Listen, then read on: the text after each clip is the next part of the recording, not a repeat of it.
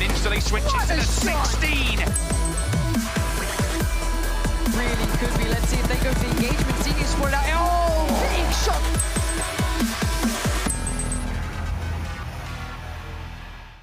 Let's go! Dan ini dia Erangel, pesawat sudah mengudara bergerak dari Lipovka sampai ke arah Primors. Yap.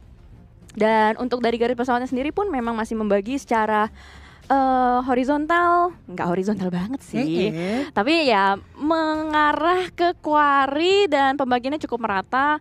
Sementara untuk di main island masih cukup dijangkau juga, untuk ke atas masih dijangkau, Rozok, Yasnaya, dan sementara untuk ke mill base masih bisa juga untuk mencari vehicle di area Milta untuk turun ke bawah. Betul banget. Ini kalau bisa kita katakan walaupun secara jalur pesawat hanya let's say 35 to 40% dari map yang bisa diambil langsung oleh para player.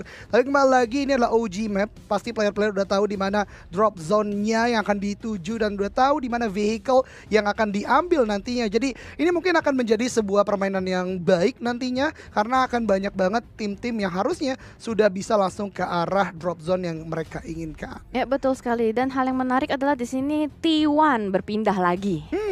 Kemarin Rozok udah kalah ya kan dari Valdus, dia pindah ke Georgiopol dan sekarang dia berpindah untuk di Milta Power. Jadi cukup unik, tapi BTR masih konsisten untuk turun di farm berdekatan dengan box juga.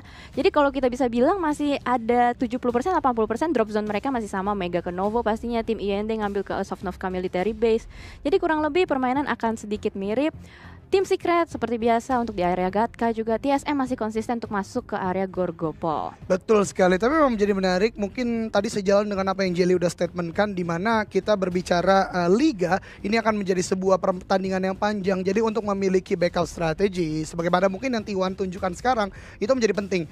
Kalau kita berbicara tentang Bigetron, menurut gue mereka udah bener-bener pas banget di sekitaran farm area, dimana kita ketahui juga ini zone-nya bukan sebagaimana klasik biasanya. Betul. Ada zona yang lebih cepat, ada spread out dari loot yang lebih banyak. Jadi mungkin dengan scrapping area yang agak ke tengah, bisa movement ke main sampai ke second island, itu penting banget buat Bigetron. Menurut gue itu udah strategi yang sangat apik yang dimiliki oleh Bigetron saat ini. Betul sekali, gue setuju banget karena di area farm memang dekat juga dengan Pulau Selatan ya. Betul. Dan Erangel ini memang untuk bisa dibilang tricky-nya itu adalah ketika Erangel dibagi menjadi 3 pulau, ada Pulau Utara, Main Island, dan Pulau Selatan. Makanya itu yang membuat kadang-kadang orang ngerasa Erangel tuh lebih kecil daripada Miramar. Itu dia, padahal sebenarnya sama lawan ke-8 ya. Sama, kalau kalian hitung kotaknya tuh ya. Kalau nggak percaya nih, kalian login ya kan, buka mapnya, hitung tuh per kotaknya ada berapa. Betul. Pasti ke kanan 8, ke atas 8. Betul gitu. banget. Dan ini dia dari Microboy atau yang biasa disebut Cowboy tentunya. Dari Bigetron mereka udah melakukan scrapping area yang cukup baik. Ryzen juga dikasih rumah di pinggiran laut ini yang udah cukup baik juga untuk dia. Udah ada M4 menurut gua. Dengan ada M4 di awal ini salah satu bekal yang penting juga sih. 556 yang paling gampang untuk di-recoilkan dan kemudian juga menjadi senjata 1000 umat bahkan 1.000.000 umat kalau bisa kita katakan. Jadi modal yang bagus untuk Bigetron. Iya betul sekali, gue setuju. Dan kita bergeser sedikit di Yudu. Yudu masih sama, konsisten dengan drop zone mereka di area Severny. Mereka tuh gimana pun garis pesawatnya tetap di Severny gitu. Betul loh. banget, itu istilahnya gini. Sejauh apapun kita pergi, kita akan pulang ke rumah kita. Waduh. Wah, Yudu mungkin rumahnya di Severny gitu. Betul. Dan ini juga Orange masih tetap sama di rumah perairan. Kalau kita lihat ya tadi seperti yang sudah kita bahas, 70%, 80% tim akan memilih drop zone yang sama. Kecuali mungkin ada beberapa tim yang masih merasa ini kayaknya bukan tempat yang nyaman untuk looting, jadi kita masih meraba-raba juga atau mencoba-coba. Tapi mungkin kalau misalkan untuk di Super Weekend udah bukan saatnya sih untuk mencoba-coba ya. Betul, karena kembali lagi di Super Weekend ini mereka harus collectivity point sebanyak mungkin. Dan ingat, kalau kita berbicara liga, not only kill, not only placement, tapi akumulasi poin yang menjadi penting. Makanya kita nggak bosan-bosan untuk mementionkan kita harus stabil, kita harus konsisten agar total poin kita di akhir nanti cukup banyak. Tapi menarik, kalau gue lihat Orange di sini karena tadi ada satu player yang ada di dekat school, kemudian ada satu player yang di dekat Georgiopol saat ini. Mereka menggunakan teknik scrapping yang menurut gue agak unik karena jarak yang cukup berjauhan. Tapi satu hal, di semua tempat Orange ada tadi itu ada spawn vehicle. Jadi mungkin itu adalah strategi regrouping yang nantinya akan langsung setup vehicle di kemudian zona. Sebenarnya gue setuju sih, karena emang ada tim Indonesia juga yang menggunakan taktik seperti Orange, di mana perumahan air diambil dan ada di area Georgiopol juga yang diambil, karena itu memang ada spot-spot vehicle. Jadi mereka taktik scrappingnya itu lebih ke arah untuk independen diri sendiri, nanti akan mereka regrouping di akhir-akhir. Betul. Sementara kita bergeser sedikit lagi di Potsinki, masih ada RRQ tempat yang sama, dan di Rozok juga Valdus akhirnya sudah bisa looting dengan damai, tidak ada T1 sama sama sekali yang bakal mengganggu. Valdus saat ini mungkin dengan pressure mereka kemarin akhirnya memberikan gertakan buat T1, jangan Anda ke Rozok. Iya. Ini rumah gue, kata dia. Sertifikat tanah udah dibeli. Betul. Pokoknya. Kalau kemarin mungkin masih sertifikat hak guna ya dari kedua tim, sekarang udah SHM Oh iya, milik betul, Valdus betul. gitu. Udah ada namanya, udah ada tanda tangan gubernur Irengel juga. Betul. Ada Lurah Pocinki di situ tanda tangan nggak? Enggak sih kayaknya ya, beda Kan habisnya. tuh Rozok. Iya makanya. Berarti Lurah Rozok. Lurah Rozok. Oke. Dari GXR udah bergerak juga dari Milta, tadi kita lihat ada beberapa lokasi sekitaran scrapping Milta. Mereka akan mulai regroup. Ini ya menjadi menarik juga kita berbicara PMWL, kita berbicara pro scene di tingkat ini. Mereka bermain sangat taktis. Betul?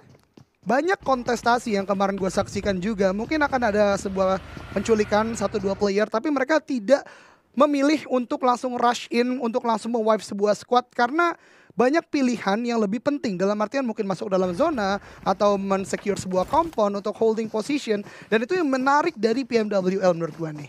Iya, jadi secara gameplay mereka pun sedikit berbeda ya pastinya, karena ini kan merupakan gabungan-gabungan. Betul. Kalau misalkan mungkin kalian melihat turnamen nasional itu pasti 11-12 gameplaynya, betul kan?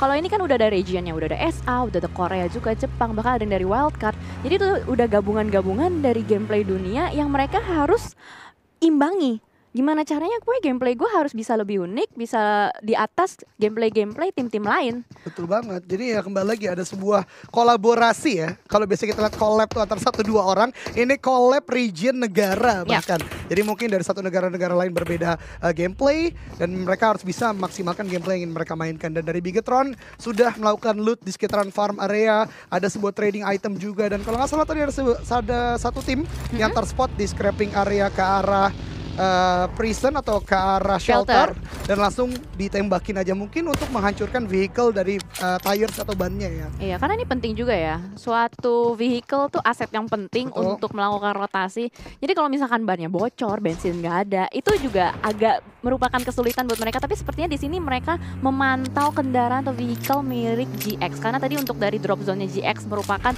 di area Milta. Jadi kan dari farm Bigetron, Betul. Milta GX. Betul. Jadi kayaknya ada satu titik temu gitu loh pas mereka melakukan rotasi. Ada irisan lokasi ya. Irisan. Iya, Asal irisan. bukan hati yang teriris. Waduh, jangan dong.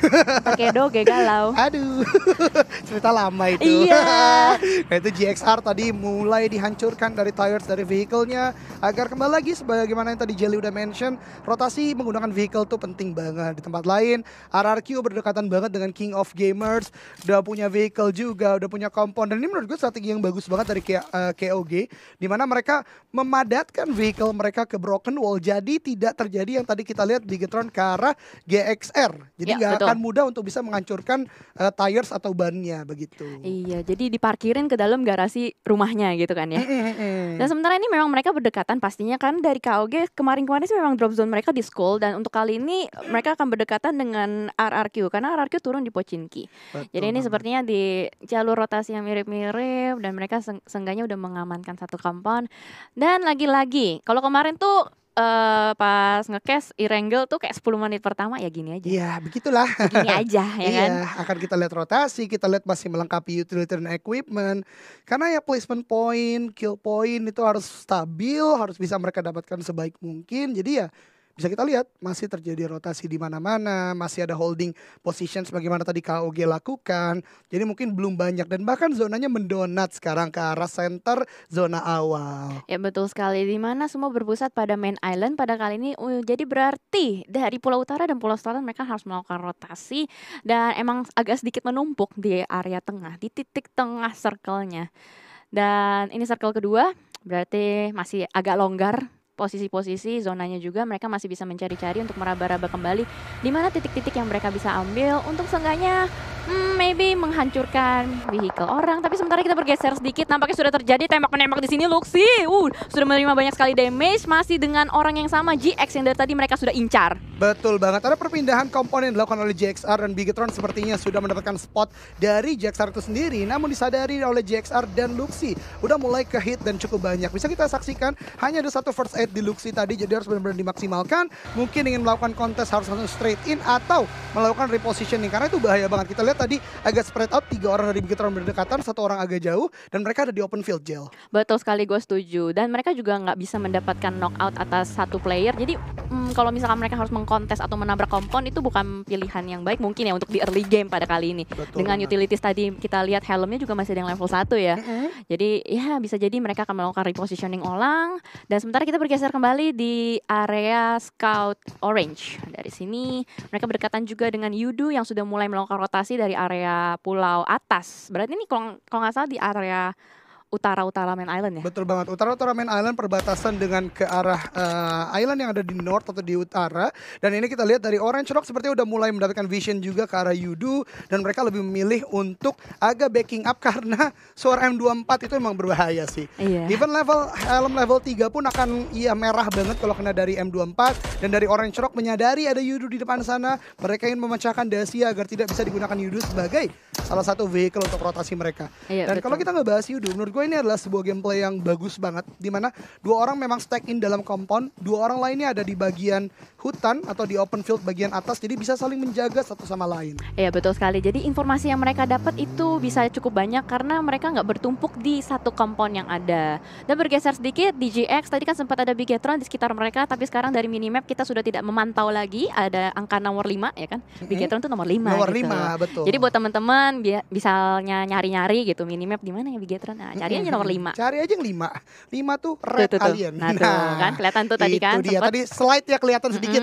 warna ungu-ungu ke biru-biruan gitu. Bener kan betul. warna ungu? Ntar gue salah lagi buta warna lagi. Itu Bener ya? ungu, betul kok. Berarti mata gue masih normal ya? Masih normal banget. Oke, sip. Takutnya itu warna hijau, gue bilangnya biru Oh, gitu kan. Betul, tapi ungu kok, bener. Bener kok. ya?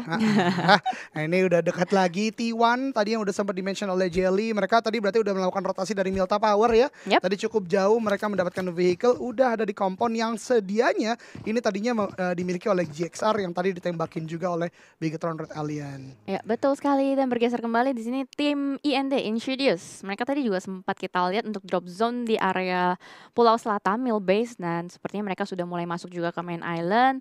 Ya bisa dilihat ini cukup menumpuk garis vertikal di tengah-tengah circle banget ya. Walaupun memang circle untuk phase ketiga masih berjalan, tapi kita bisa lihat di situ ada pentalan zona menuju ke arah school.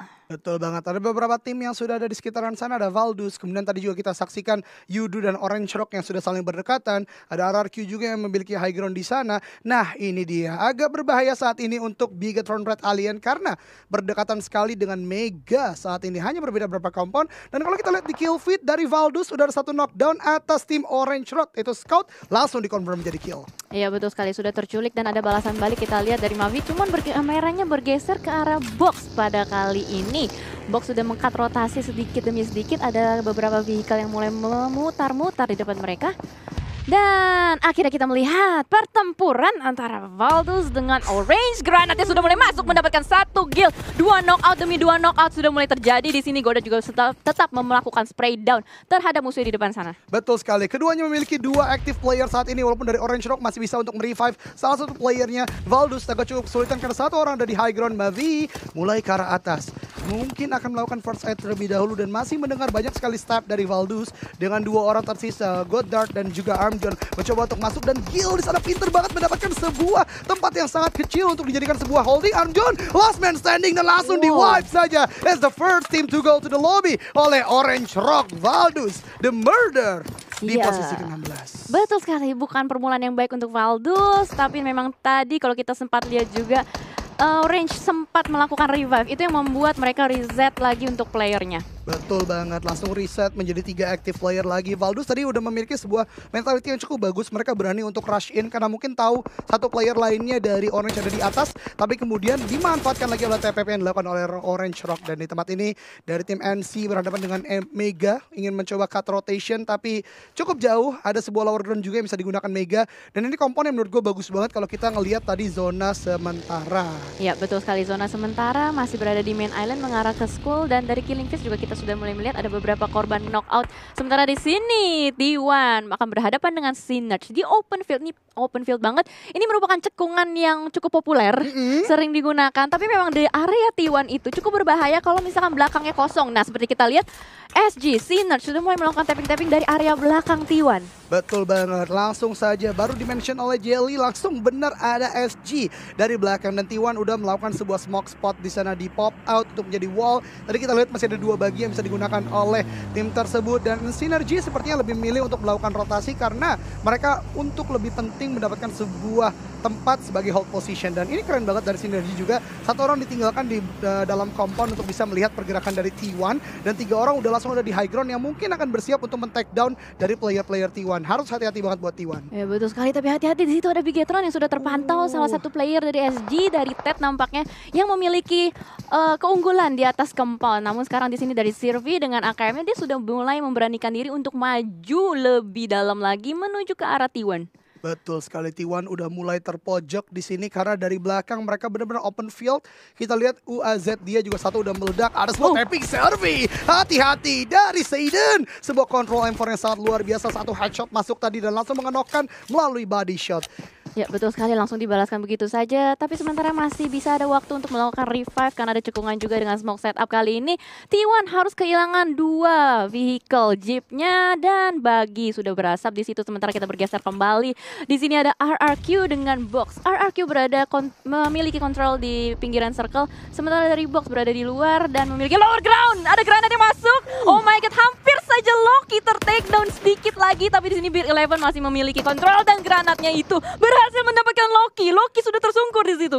Luar biasa sekali dari RRQ. Ada sebuah nade lagi tadi dilemparkan. Loki ter-knockdown. Sebuah smoke sudah dikeluarkan oleh box. G9 dari bagian kanan ada sebuah flank yang dilakukan. 2 knockdown untuk box saat ini. Nade masih ada terus dilemparkan. G9 coba untuk spray. Di sana Loki mencoba untuk kabur. Luis juga. Tapi ternyata menyisakan Pimei HD. Dan sepertinya akan sulit banget untuk di-revive. Dan satu last man standing dari box mencoba untuk melakukan sebuah repositioning karena udah gak worth banget di sana. Tapi ternyata masih bisa. Ternyata dia tadi belum ter-knockdown, mencoba untuk kabur lagi Pimei HD di sini. Atau Pimei 10 bisa kabur terlebih dahulu dari gempuran RRQ yang luar biasa sekali. Betul sekali, walaupun bagian sudah berasap, seenggaknya dia berhasil untuk repositioning. Tapi tadi dari Killing Fish, gue sempat ngeliat tuh BTR ketemu di-cut sama beberapa tim deh. Tapi belum pasti karena kameranya belum mengarah juga ke mereka. Sementara bergeser kembali, di sini ada RRQ yang sudah memiliki lower ground, akan clutch dengan NC. NC masih berada di luar circle. Yes, no chance ternyata datang sebagai contender, the third party involved saat ini. RRQ, G9 mencoba untuk bergerak, menggunakan dasi yang memutari dari compound rumah kuning yang mereka miliki. Dan langsung ada di backline dari No Chance. Harus hati-hati, Japanese player ada di depan mereka. G9 mencoba memaksimalkan sebuah slope yang ada di atas sana. Tapi mungkin dari Heineken juga bisa menjadi ancaman bagi tim RRQ sebenarnya. Iya betul sekali, dan G9 sudah mulai memasakkan granatnya dari belakang pohon, masuk ke dalam rumah, boom, belum menghasilkan apapun. Tapi melakukan spray down di situ langsung mendapatkan satu. Securing kill point berhasil didapatkan oleh G9. Betul sekali, sebuah confirm kill didapatkan oleh RRQ, 1 point, no chance. Sekarang kita lihat di minimap tersisa 2 active player di mana Heineken dan juga satu lagi sangat berjauhan dan connect dari D2E dengan nade yang dilemparkan. Heineken, last man standing, harus berjuang untuk mengumpulkan poin bagi timnya. RRQ kembali lagi mendapatkan compound rumah kuning ini menjadi milik mereka. Ya betul sekali, mereka sudah berhasil memenangkan compound yang mereka inginkan di pinggiran circle. Namun ternyata di sini di pinggiran circle terjadi penumpukan antara tim Synergy dengan Insidious. Granatnya, wow, splash damage-nya mendapatkan 3, tapi belum ada knockout yang terjadi sama sekali. Boom, dapat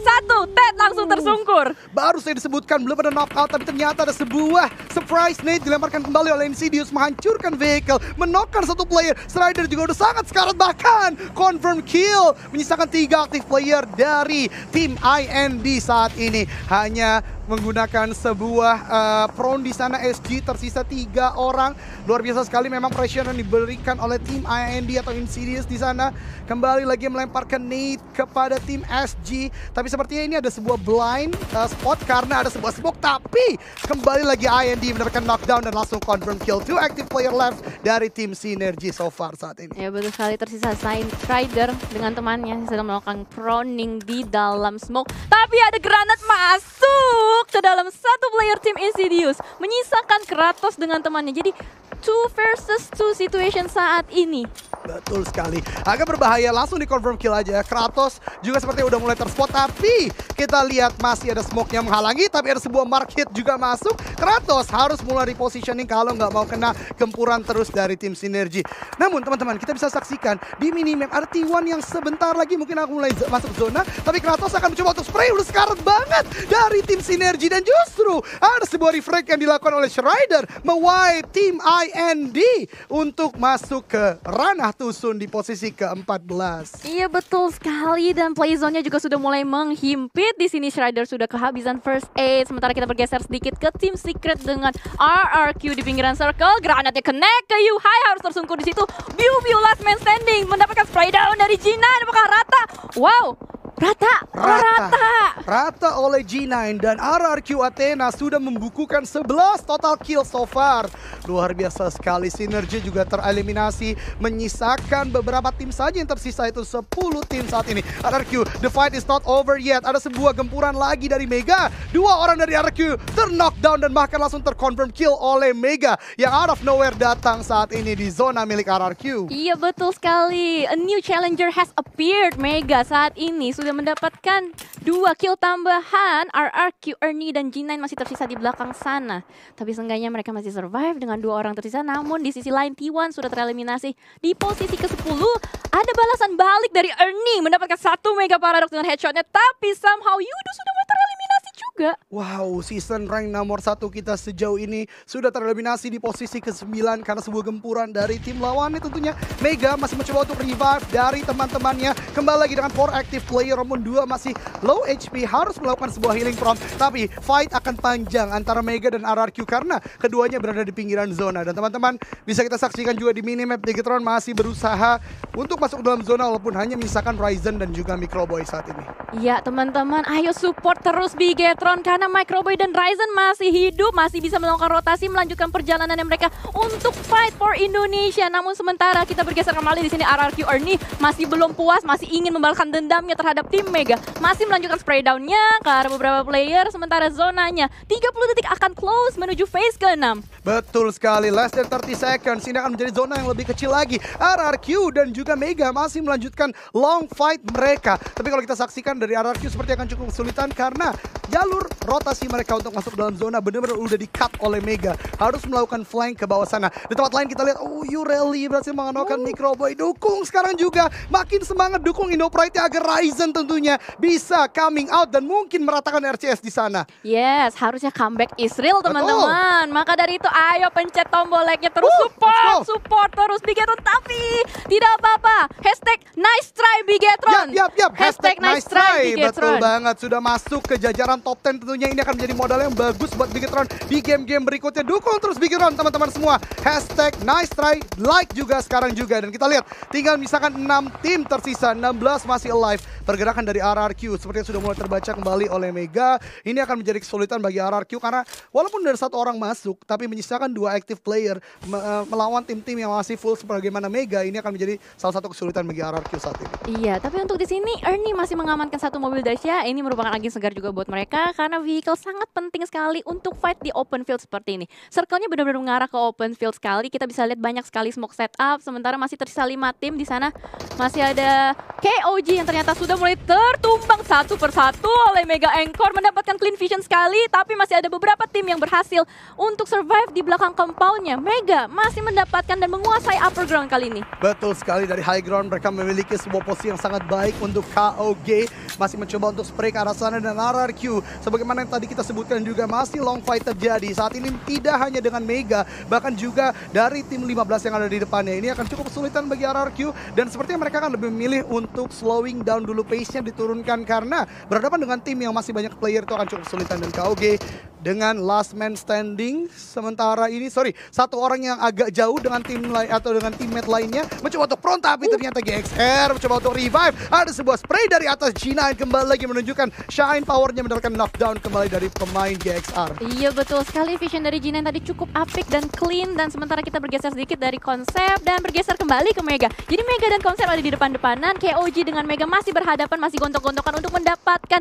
area yang mereka inginkan. Sementara circle-nya akan close kembali ke phase ke-7. YXL sudah mulai rontok dan tereliminasi dari map. Betul sekali, menyisakan 4 tim yang tersisa 10 orang dan ada Mega and Core. DP28 Light Machine Gun menghancurkan satu buah vehicle. Splash damage langsung mengenakan Bulls ZA dari KOG, menyisakan Braga dan Konsep di sana. Iya betul sekali, ini survival dari RRQ luar biasa loh. Dia masih mengamankan mobil satu untuk satu. Betul banget, setiap orang masih punya vehicle di sana, masih bisa untuk melakukan jalur rotasi tentunya. Dari Mega sudah melihat ada pergerakan dari KOG, tentunya masih mencoba untuk scouting area karena dalam waktu dekat less than 20 seconds mereka butuh untuk maju walaupun hanya 19 meter. Tapi 19 meter ini akan menjadi penentuan apakah mereka bisa masuk ke zona berikutnya atau tidak. Iya betul sekali, calm before the storm Wes, seperti biasa. Itu dia, buat teman-teman yang nonton PMPL bahasa Inggris, kita pakai istilah itu terus. Iya. Calm before the storm saat ini. Calm before the storm, jadi ada sedikit pergerakan pasif sambil mereka menunggu circle yang menutup, tapi ternyata di sana sudah mulai terjadi penembakan. Braga tertakedown oleh G9. Wow, beautiful shot terjadi di sini, tapi di kill steal oleh Mega. Betul sekali, dan bahkan mendapatkan 2 dari Mega, mendapatkan 8 total kill, sementara menyisakan beberapa tim saja yang tersisa 4 tim. Konsep masih menahan di sana. Box 1 orang tersisa masih proning di open field. Ini akan menjadi peperangan yang sangat besar karena KOG Konsep harus bergerak sebentar lagi. Mega masih dengan full squad saat ini akan menjadi contender terberat untuk 3 tim lainnya saat ini. Betul sekali, apalagi mereka memiliki vision yang cukup jelas di high ground. Ernie sudah mulai masuk, berhasil untuk prone di belakang mobilnya. Akan meledak, akan dijadikan untuk porting. Berhasil survive Ernie, tapi dari sisi lain ada Mega Swag WNL masih terus melakukan spray. Ernie masih berhasil untuk survive. Spray down through G9. G9 masih berhasil. Oh, G9 harus tereliminasi. Betul sekali, dari RRQ akan tereliminasi di peringkat ketiga. Menyisakan, masih ada satu dan langsung bisa di-finish oleh Pimai. Anda mendengar saja apa yang saya sebutkan ya, Pimai. Dan Pimai menjadi last man standing dari box. Akan berhadapan dengan 4 orang dari Mega. Gempuran dari Mega akan terus maju ke depan. Bahkan masih sempat dari Swag mendapatkan sebuah level 3 vest. Di sana maju ke depan, mencoba untuk menahan. Tapi ternyata gempuran dari Mega luar biasa sekali. And winner chicken dinner.